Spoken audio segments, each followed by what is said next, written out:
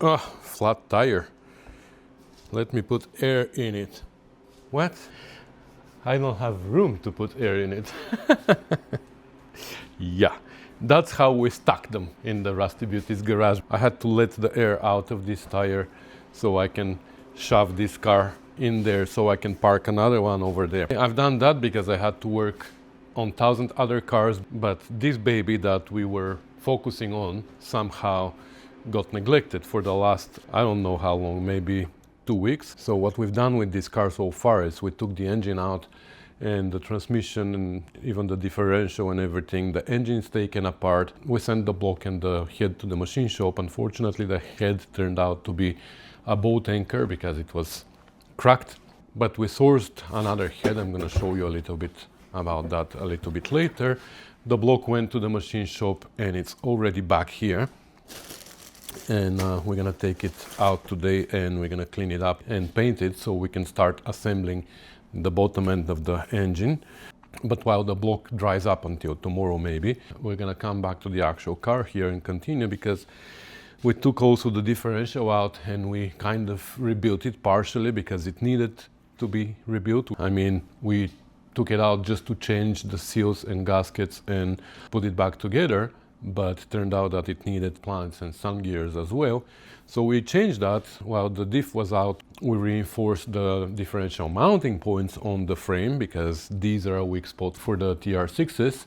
I've done also some other work that somehow I lost the footage, but it's not that important. I mean, I changed all the brake lines. I mean, not all the brake lines, just the flex hoses with steel braided ones. The front ones as well. The actual brake lines are steel, but they are still in a good shape. So they were on my list that they needed to be inspected and eventually replaced with copper nickel ones, but turns out they are good. No need for that.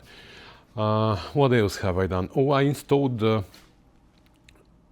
diff already in place. Nick helped me with that. We put it together.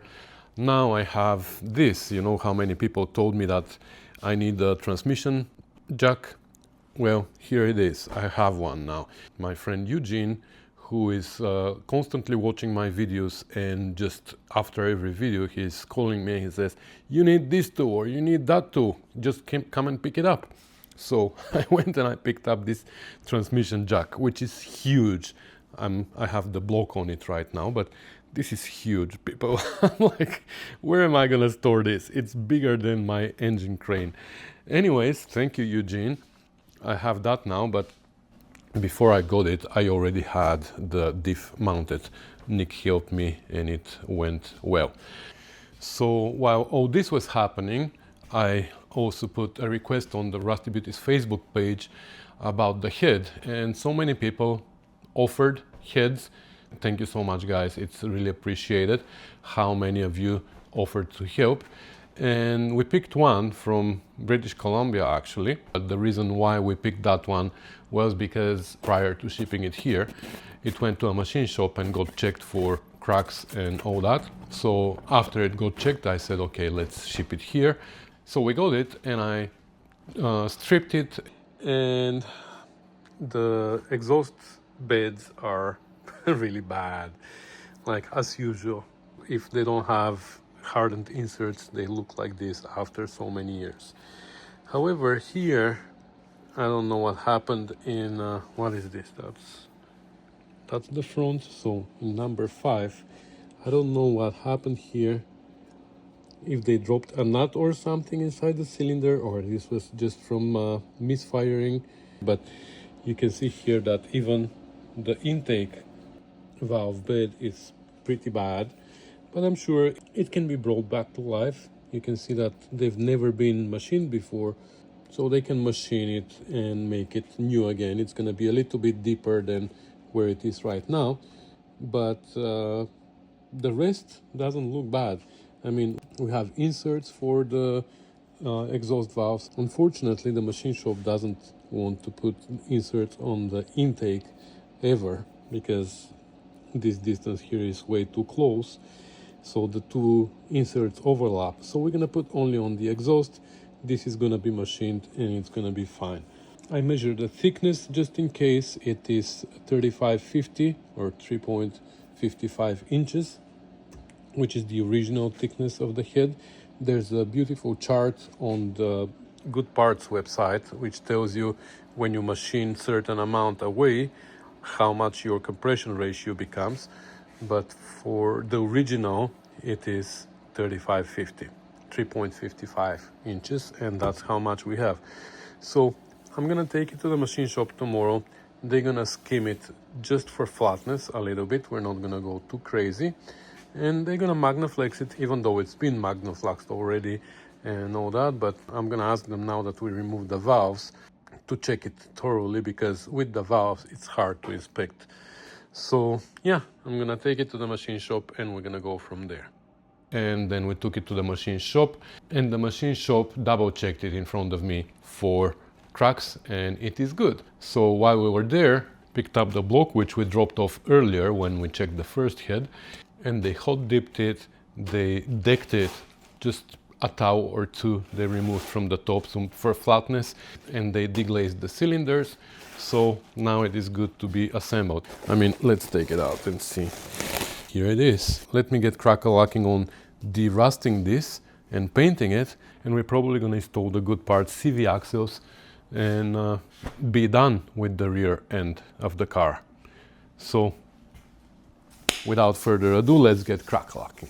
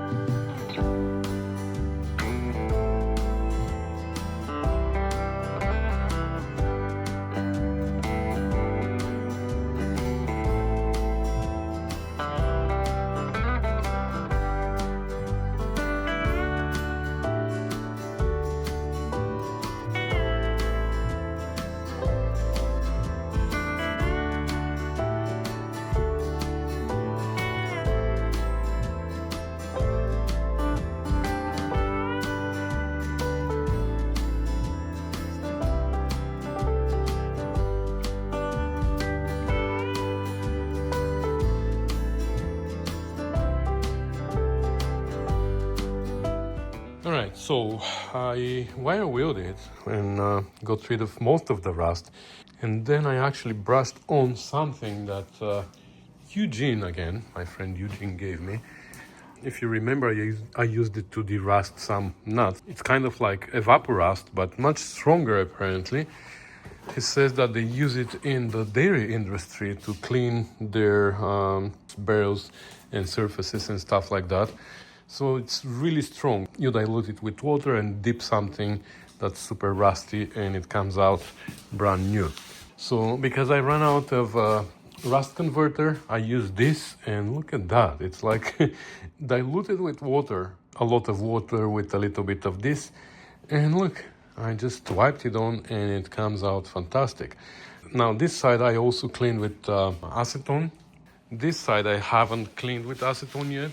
So anyway, I started masking here because normally I would put the head on top and I would paint that, and I don't need to mask this surface, but now the head is in the machine shop. So I masked here, and I'm gonna mask this part as well, but I just wanted to show you here something. If you remember, in one of my previous videos I had a problem with spin-on oil filter adapter sealing here, and we couldn't take a better look here. So this is what it looks like. And because my footage was out of focus there, somebody commented on the video and said that there's a bend in the channel and there's damage on the channel, but the way I filmed it there, it looked like this from this angle, and it looked like right next to the channel there was a damage, like here, like this one here, and the channel was bent also here. But actually this is not the channel, this is a machine surface, just like this one here, and the channel is in between. So this here, first of all, it's not a bend, it's because there's this feature inside, and when they machined it, it looks like it is bent, but it is not. And second, here, this is from the casting, doesn't really matter because it's far, far away from the channel. So I'm 100% sure that the gasket was the problem there. Anyway, I'm gonna mask this part now as well. I'm gonna clean this with acetone. We're gonna install, actually, I wanna install the core plugs, or freeze plugs as some people call them, but they're not freeze plugs, they're core plugs, because they use them in the casting to get rid of the casting sand and whatever. But again, I'm showing here every time, and I'm gonna show you again how I paint engines.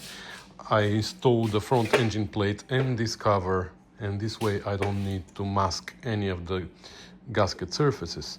This way, the gasket surface on the front engine plate is protected, the gasket surface on the cover is protected, the gasket area on the block is protected, and the gasket area on the engine, the front engine plate, is protected. So it's perfect. So this time I'm gonna put the core plugs before we paint it, because they are steel. I didn't buy the brass ones.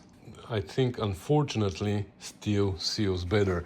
Even on my engine I used brass, and I kind of regret it, because these always leak a little bit in the very beginning, maybe for a month or two, and then they seal. I mean, from corrosion and stuff, it just seals around. But I always find leaks underneath on freshly rebuilt engines when I use these. So I'm gonna try with steel ones, and we're gonna paint them, of course, black. So let me mask this, and then we're gonna do the plugs.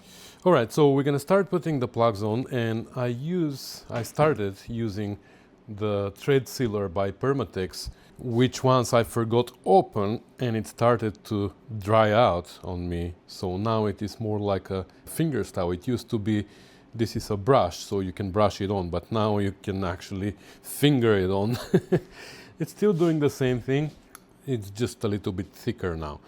So how I put them on is with a socket. I find the socket that is close to the diameter of the plug, and I just put it on and I hammer it in. I know there's special tools for that.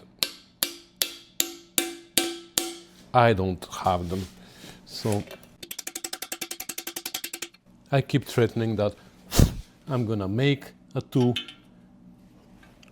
but it needs to be like 3 or 4 different sizes, because we have different plugs here. So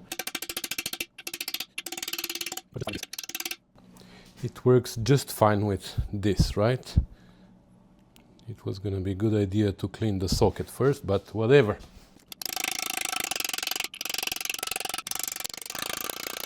Okay, so all the plugs are installed, everything is masked. Here I decided to put, this is the canister from my GT6 that I don't even need anymore, so I can just put it on here to mask my surface. And now we are ready to paint. We're gonna use the engine enamel. I only have 1 can, so I'm gonna have to go and buy a little bit more, but before that I'm gonna spray the primer so it can dry in the meantime. I'm gonna prime as many parts as possible, because we have lots here as well. So we need to paint the water pump, we need to paint these mounts, we need to paint this mount, the water pump housing, the oil pan, and the valve cover. So we have some parts to paint here. So I thought I was gonna work on the good parts, CV conversion, but no, that's gonna wait. Let's go with the painting day today. All right, the block is painted. Dun, dun, dun. Just kidding you. Only one side is painted, the rest is still in primer, and I ran out of paint. So I'm gonna have to go to the store, buy some more paint, but just wanted to show you here all the parts are now in primer, the ones that are gonna be painted, and we're making progress. All right, this time everything that was supposed to be black is painted, so we're gonna give it time to dry. And in the meantime, now we're gonna pull out this cover, and I'm gonna take the valve cover and this pulley, and we're gonna paint them silver. So This is gonna be tricky because the body of the water pump, we want it black, but the pulley I want to make silver. So we'll see. If that doesn't work, then we're gonna paint everything silver. But the housing of the oil pump is black, so I wanted also the back of the body of the pump to be black. So we will see how that's gonna work. The other liter of stock, Yeah. as well, or deep broth, whatever you want to call it. Once we add. Don't make that mistake when you're hungry to watch his videos in the garage. Like, I saw a new video coming from Chef Tash, I clicked on it, and well, look at that. Now I'm hungry. And the smell in the garage, oh my God. I don't know how I'm gonna survive until dinner. Just kidding, it smells like paint here. The silver parts look great, this part, even this pulley doesn't look bad. I was able to mask it kind of with a paper towel here. So hopefully we were able to do what I wanted to do. I painted everything here on this chair. So yeah, now we're gonna let everything dry until tomorrow, and tomorrow maybe we can start assembling. I'm debating here whether to start with the CV axles that I was gonna install today. It's dark outside already. It's not that late, it's 5 o'clock, but it is dark, and when it gets dark and smells like this start filling the house, I don't feel like working anymore. By the way, do you like my stubby transmission that I made? Yeah, that's another video. All right, I'll see what I'm gonna do, but painting is done. All right, you know what? I started installing the CV axles already, and it turned out that it's not as easy as I expected. I thought it was gonna be just shove it in, bolt it on, go. Turns out there's more to it. So in this case, I'm gonna leave it for a separate video, which is gonna explain the whole process. So I don't know, this video is probably not very long and not very interesting, but I'm gonna post it midweek, and I hope to be able to post on the weekend the CV axle one, because it's gonna be more interesting.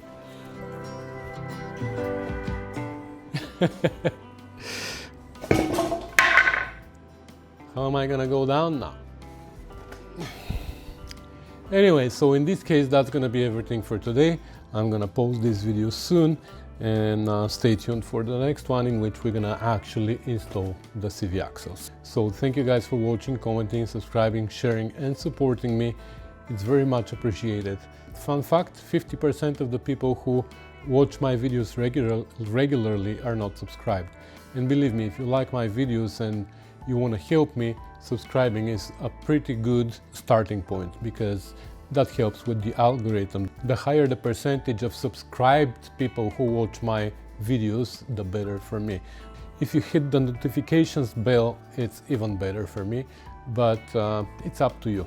There's also links in the description about Patreon, PayPal. You can support the channel directly through those links. Anyways, thank you guys, and I'll see you in the next one. Bye!